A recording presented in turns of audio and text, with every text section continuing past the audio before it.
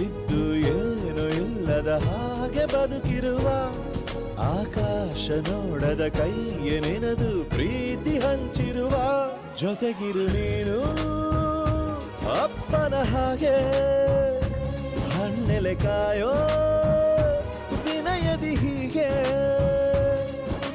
ನಿನ್ನನು ಪಡೆದ ನಾವು ಪುನೀತ ಬಾಳು ನಗು ನಗುತ್ತಾ ಬೊಂಬೆ ಹೇಳುತ್ತೈತೆ ಮತ್ತೆ ಹೇಳುತ್ತೈತೆ ನೀನೇ ರಾಜಕುಮಾರ.